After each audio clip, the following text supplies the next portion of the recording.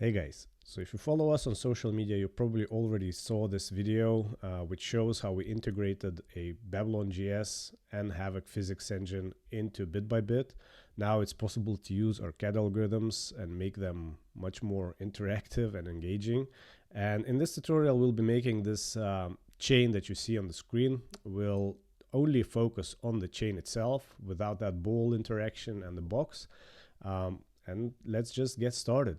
The first thing that we'll do is we'll open the Monaco editor for TypeScript. So as you saw in the video, we will be making a chain, and you saw that that chain consists of multiple ellipses sort of linked together in this manner, where one is attached to the next one in 90 degrees angle. And this is exactly what we will be modeling by using our CAD algorithms. And then we will apply physics interactions through BabylonJS on top of it. Okay, let's start this coding exercise by creating a start function that we always create. It's a sort of boilerplate that you already are familiar with probably if you saw our previous videos. Let's call it here. Let's also create a function that will be called create chain part shape, and shape is the name that we give all shapes from OpenCascade. And so this is something different than the mesh itself. You already know that probably, but just to make sure that that's the case, I'm calling it shape. What we will do here, we'll call this function. We'll assign it to result, and we'll also use bit-by-bit draw any async method to draw the result on the screen. So instead of coding something that is invisible, we'll try to make it visible always. And as you saw in the previous example, that chain was made out of ellipses. So I'll just go ahead and create an ellipse now immediately. And we'll do that via the bit-by-bit OST shapes wire command, and we'll say create ellipse wire. And if you want to know what kind of parameters it takes, you can just initiate these options. So ellipse options is new, and now we can pass those options here. And if you want to know what kind of properties it contains, you can always go here and say dot, and here you get the list that TypeScript gives you. So we have radius major, radius minor that we can configure. And let's do that. Let's say that our radius major will be 3 and radius minor will be 1. And we will return this ellipse from this method, right? And that will go as a result here, and it will go to the draw any async method. The only thing that we need to do is await on this, because it's all asynchronous, right? So Bitbybit is using CAD kernel called OpenCascade that runs in WebWorker. Thus you have to await on these commands, but that makes everything much more performant. So if we hit run, you'll see that we've just made this ellipse appear on the screen. It's laying on the ground, and that's fine.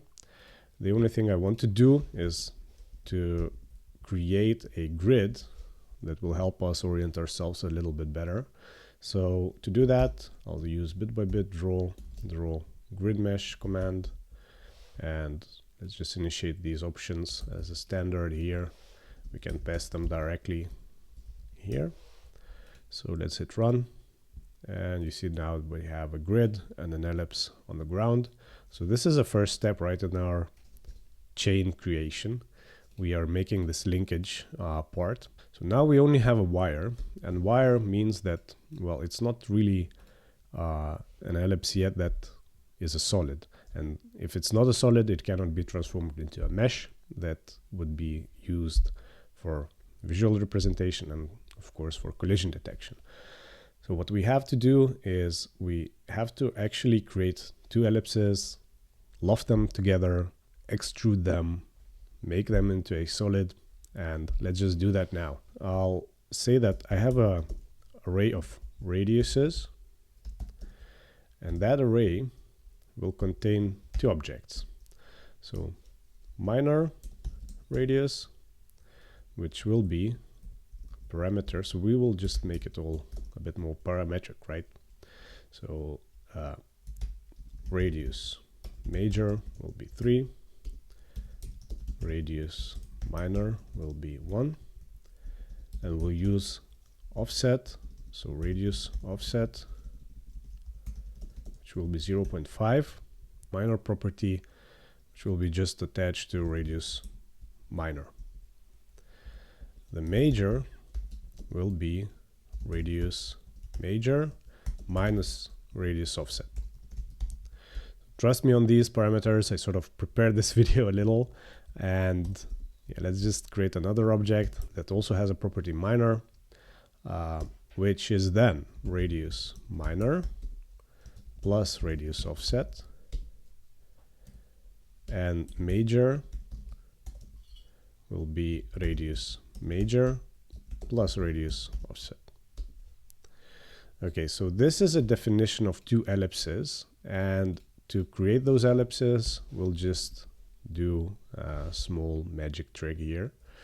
So we'll say radiuses map, and we'll say R, and we'll be returning bit by bit host shapes wire create ellipse wire, and we'll pass radius. What I will do is I'll also create these options here.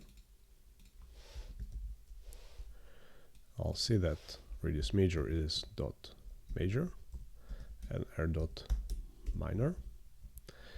And now we can say that we just pass these options here. So instead of the options object, we'll do it like this. Okay, so we have this. The only thing is that we have to sort of await on the promise array. And yeah, like this, right? Okay, so what we do is we sort of create a promise array that gets attached on this constant called ellipses. And you see that it's a wire pointer, which means that we'll be getting 2 ellipses now. Let's return those and let's hit run. So now we see that we have 2 ellipses that are laying on the ground. The only thing I want to do is I want to make them appear not on the ground, but I want to use this direction. They will be vertical instead of horizontal, right? So this is pretty simple. Okay, let's go ahead and let's create a loft from this shape, and the loft will create a face. Let's go ahead and create a face by doing ellipse face, and we will be awaiting on the bit by bit host operations, and we'll use a loft operation which takes in the shapes, and the shapes will be ellipses. And we'll tell it that we don't want to create a solid, which is, well, not even possible in this case, and we'll return it. And you see now that now we've created a face, and you know it's a face when one of the sides of the face is colored, and you get an additional edge here that connects the wires together. Okay, so now we have a face, and as I've said before, we can extrude it. So we will await again on the command called extrude. We'll use the shape ellipse face. We'll use a direction, which also encodes, by the way, the height of the extrusion, and we'll use radius offset as the width parameter. Yeah, so I'm still returning the ellipse face. Let's return the extrusion, and remember that the return value gets assigned to this result, and we draw it immediately. So without this, you wouldn't see anything. So let's hit run. What I still want to do is I want to move this shape a little bit towards this side so that it's centered correctly on the x-axis, and this is what I'll do. I'll say that the ellipse options center is slightly shifted, right? So by radius offset divided by 2. And this is what we do usually in geometry. We make these relationships a bit more parametric. And yeah, it had to go the other way. So minus. Let's hit run.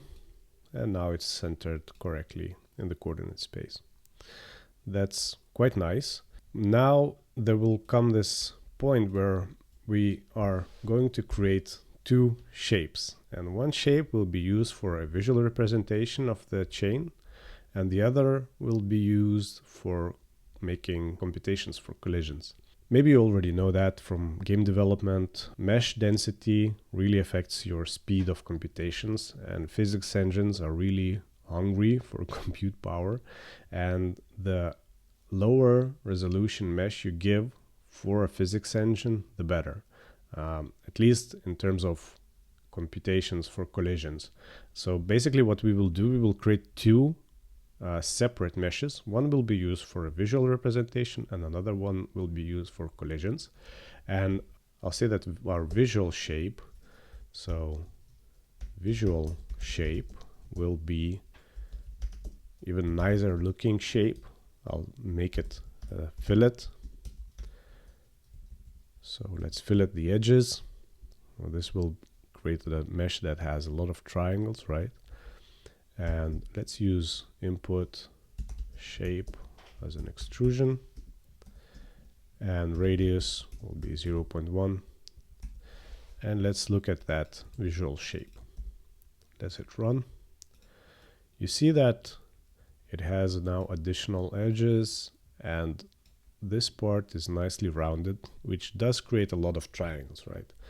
And these triangles are really not necessary for us, in the sense that if we want to just compute the collisions of this body, we might as well create another kind of shape that is much more simple and that contains fewer triangles. So let's do that. I'll be saying that this is actually our collision shape. So we'll use this original extrusion as a collision shape.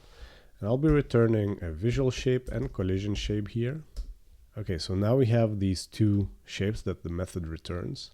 What we can do, we cannot really draw those anymore. And we can get rid of this code, by the way. Okay, so now that method is quite clear, we can go ahead and say that one method will draw res.visual shape and another will draw collision shape. And we'll hit run. And you see now both of these are overlaid, and this is not exactly what we want. We're actually done with the visual shape. The visual shape is fine for me. It's containing those edges that we will be also showing in the visual presentation of the physics simulation, but the collision shape is still not complete, in the sense that we want to configure it to not contain the edges. Those are not needed for computation, and we also want to sort of reduce the density of triangles to the point where it's still making sense, but now you see that it's pretty smooth, and we really don't need that smoothness at all in the shape. So we'll use options to configure those things, and we need to use OST shape options. So we'll say that collision options are like that, and collision options, we'll see that the draw edges property is false, so we will not be drawing edges, and we'll say that the precision is 0.5. It's a bit counterintuitive, but the higher that number goes, the lower the mesh density. So now we can attach this here, hit run, and you see that now the smoothness of the mesh is gone. You begin seeing these straight edges, right? If we move closer, You see the angles here, and that just means that the mesh got abstracted to a fewer number of triangles. You can of course play around and say that you really want a dense mesh, and now you see that those corners are gone, and this is much smoother mesh which contains more triangles. So let's get back and let's put this on 0.5, hit run, and here we have it. So what we will do for convenience purposes is we will be making another function here that will be converting the shape into meshes. So let's do that now. Asynchronous function create part meshes, and we will call this method in this function. So we will not be doing that here anymore. We will use this code, so we need that. We'll cut it and paste it here. So let's uncomment this code and also attach the result to a visual mesh constant, and we'll await on this method. So you see that this method gives you Babylon mesh back, so you have to wait on it, and we attach it on the visual mesh. And we're sort of done with the visual mesh, but collision mesh is created here. So let's create a constant for collision mesh, await as well. So draw any async method always gives you back a container mesh that contains the actual entities inside of it as children, and this is just how we do things. So you have to, if you want to really get the mesh that will be used for collisions, you do need to go a bit deeper and say collision mesh result, get child meshes, and I know for a fact that it's always going to be the first child in the collision result that's going to contain the actual mesh definition for a collision shape. So this is how it will look like, and we'll return visual mesh and collision mesh from this method. Now just invoke this function. We'll get back to the situation where we draw both the visual representation of a mesh and then on top of it the collision mesh. We really don't need to draw the collision mesh, so what we can do is say that it's invisible, and we can hit run now, and now we are just left with this visual representation of a mesh that looks quite nice. By the way, we can also use options to even increase its precision as well, so let's do that. So let's say that visual options is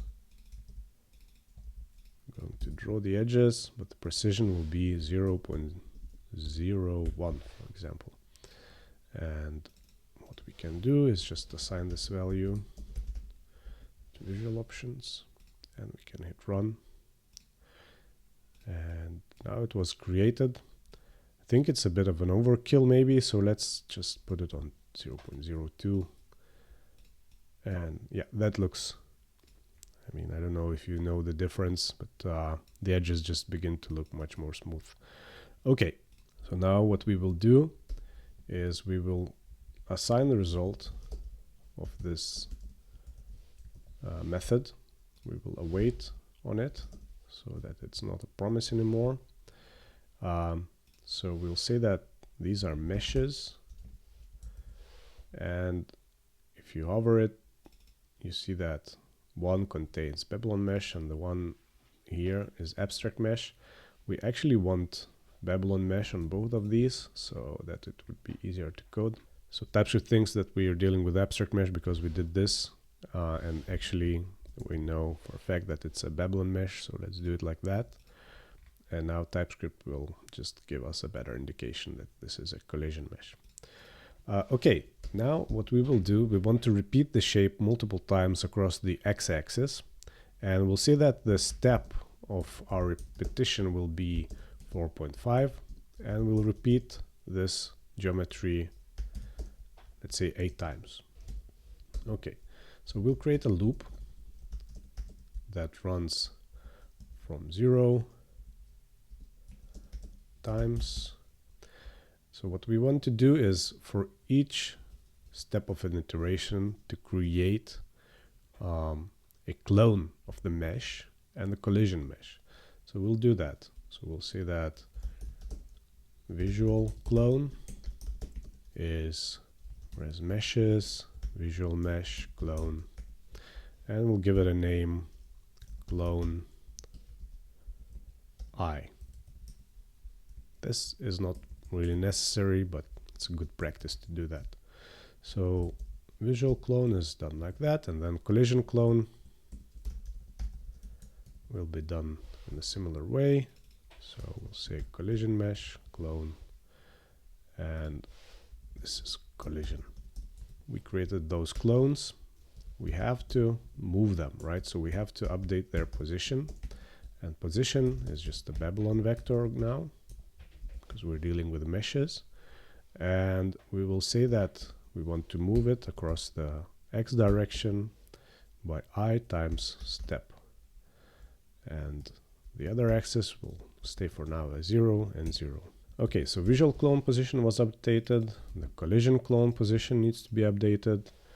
And yeah, now we have these positions. If we run this code now, you'll see that the clones are being created correctly, but each and every second mesh needs to be rotated 90 degrees across the x-axis, right? So in order to do that, we will use the modulus operator and the if statement. So if I %2 is 0, then visual clone rotation will be new Babylon vector 3 0 0 0, and axis will be new Babylon vector 3 1 0 0, and we'll use math.py divided by 2 to represent an angle of 90 degrees, and this is just the same written in radians. We also are going to put this code on top so that it happens before we apply the position changes, and let's hit run. You see that the meshes are linked correctly. The only problem is that initial mesh is now appearing on the screen, and actually it just coincides with this first clone that we've made. So what we will do is we will say res meshes, visual mesh, get child meshes for each child. We'll see that it should be invisible. And we need to do that on the children because, as I've said before, visual mesh contains all the real meshes that Bitbybit constructs in sort of container that doesn't do anything.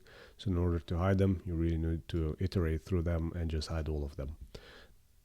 And now you see that we have a nice looking chain that contains 8 parts. So 1, 2, 3, 4, 5, 6, 7, 8. It's exact number of times that we had here in this constant.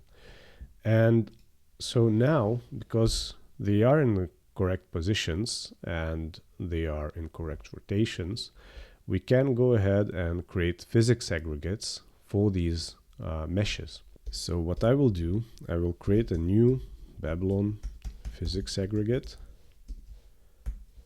and that takes a transform node, and transform node in this case will be our visual clone.